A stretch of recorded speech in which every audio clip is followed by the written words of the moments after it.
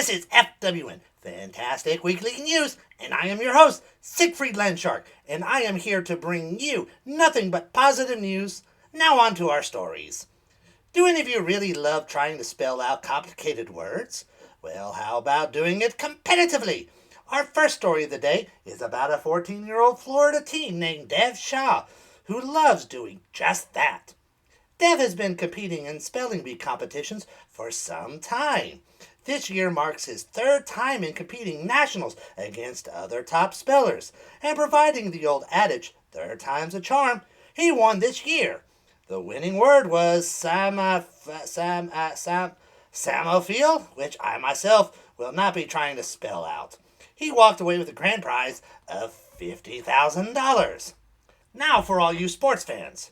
During a baseball game between the Indiana Sycamores and Iowa Hawkeyes, Brandon Frazier hit a long fly ball towards Indiana State's left fielder, Adam Pottinger. Put himself in a hole. Oh, this one's hit well. Out to left field. Pottinger at the wall. Oh, he did it again! It looked like to everyone watching that Pottinger caught the ball, causing an out for Frazier.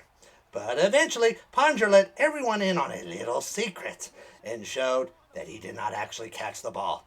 He played it off so well that everyone there, including the batter, believed it. Well, Mr. Pottinger, if your baseball career doesn't turn into a home run, you can always try acting. Speaking of baseball, let us find out what the weather will be like this week in case we all would like to go out to the ball game. So let's go to our rock in the field, Harvey. Harvey, what is the weather going to be like this week?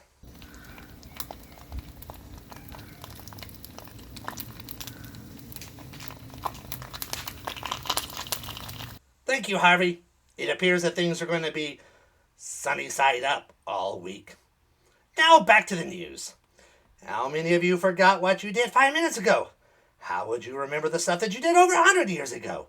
Well, maybe you ought to try what this Ohio Fire Department did and leave yourself a time capsule.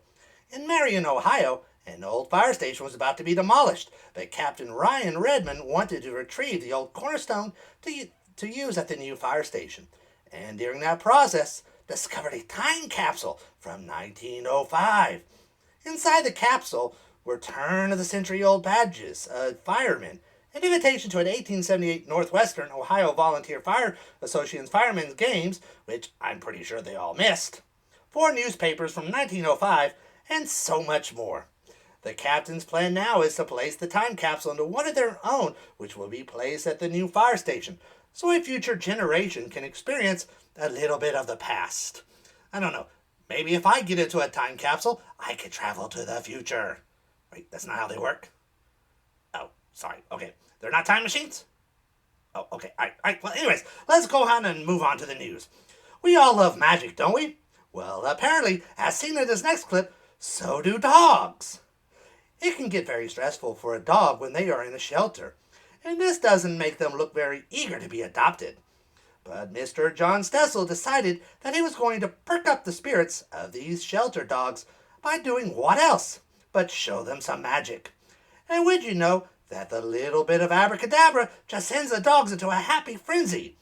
Their enthusiastic reactions were all captured on film and shown to potential future owners so they could see the energetic side of these dogs, encouraging them to want to adopt them even more. And did I mention that Mr. Sestel is so dedicated to his craft that he does this even when he is very allergic to the dogs?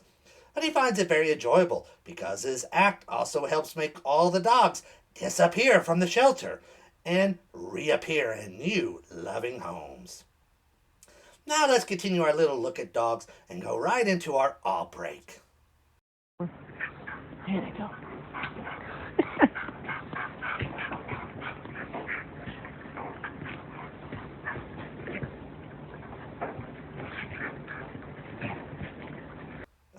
Watching little dogs play never gets old. Now, for something a little bit less furry. If you ever thought that it would be impossible to swim without arms or legs, well then this little critter will prove you wrong. That is so cool. He's getting a drink. This western diamondback rattlesnake was recently caught on camera, taking a little drink of water from a pool. then going for a swim. The snake even used a little floaty before finally getting out of the pool, where a snake wrangler picked up the little guy and transported him to a safe place in the desert.